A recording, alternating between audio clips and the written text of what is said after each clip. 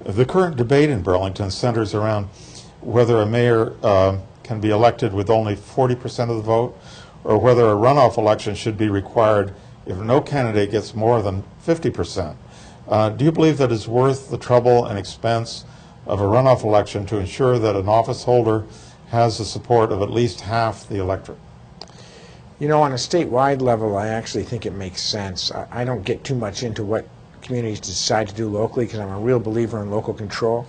And this is the courtesy as governor that I will give local communities. I won't tell you what to do, and I hope you'll return the compliment.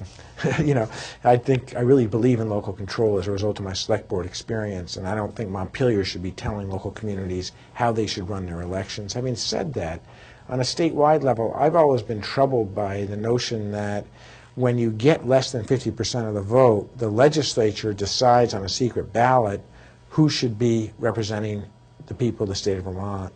And I think it's worth looking at a system in those instances where there is a runoff and where a decision is made by the voters, not by the legislature on a secret ballot. It requires a constitutional amendment, but I think it makes sense. When you and Doobie and Anthony ran, if they had had that rule of 50% and a runoff, you would have ended up as governor. Right, lieutenant governor. That would have been much more fair. You can certainly argue that.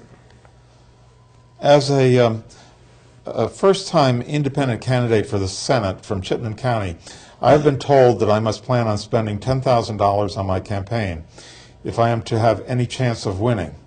Many people believe that the influence of money has subverted our democracy, and that what we now have is more like $1, one vote instead of one person, one vote. What are the prospects for campaign finance reform now? And as governor, is there anything that you can do in this area? Well, I sure hope so, because the system that we have right now is terrible. I mean, there's nothing that I feel more strongly about when we look at American democracy than the influence of money and what it's done to democracy. You know, I was listening to the commentators, as I mentioned, you know, analyzing the election that just took place, the primary elections across the country. And all the talking heads were saying, well, you know, this is going to be a really bad year for incumbents. It's going to be a terrible year for incumbents. And I thought to myself, you know, I think these folks have it wrong. I think it's going to be a terrible year for politicians who take money from special interests, only care about both parties, Democrats and Republicans, only care about getting reelected and won't make any tough decisions. And that's what we're all so frustrated by. You have to ask the question, let's take health care. Why is the health care bill that came out of Congress, Democratic President, Democratic Congress, so weak?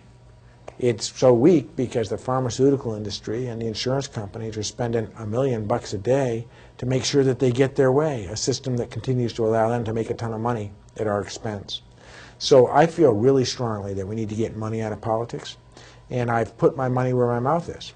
When Howard Dean was governor, we passed the toughest campaign finance bill in the country. We understood that it was challenging Buckley-Vallejo, which is the U.S. Supreme Court decision, but we went for it anyway because we felt it was that important. It went to the U.S. Supreme Court. The U.S. Supreme Court rejected it, and we ended up back where we are with not much for campaign finance. But the governor, the Doobie-Douglas team has vetoed any campaign finance reform efforts we've made. As governor, I will pass a clean elections bill in my first 100 days in office that will clean up our elections in Vermont and challenge this notion that somehow giving money by corporations is free speech. It's a disaster for democracy. I agree. In terms of your own race, I wouldn't believe it either. I think that you can win by simply expending good ideas, knocking on doors, being on cable TV, and being accessible to voters. And obviously, if you can raise some money to get your name known, that helps. But you can raise it from individuals who believe in you. You don't have to take it from corporations. I don't take any money from pharmaceutical industries, never have and never will. I don't take money from the huge lobbies out there that keep systems in place that hurt Vermonters. The pharmaceutical industry is a great example. You know, we're paying more for prescription drugs, for the medicines Vermonters need to stay alive, than anyone else in the world by 3, 4, 5, 6, 7, 8, 900%. I've gotten sick in Vietnam, where you'll go and pick up medicine made in America that you'll pay literally 5 cents on the dollar for. You got to ask, why are we subsidizing the medicines of all of the people, the rest of the world, who are stealing our jobs and giving huge profits to pharma on the backs of American people who are sick and Vermonters who are sick? The answer is because pharma pads the wallets of campaign coffers of politicians from both parties. They're the most influential lobby in America, maybe outside of the oil industry. And I can tell our viewers that I haven't accepted any money from any corporate donors either. Yeah, I feel differently about personal individuals. You know, your neighbor giving to you because they believe in you. I don't have any problem with that. But I think the corporate money has destroyed the ability to do good things for the struggling middle class and for low-income Americans.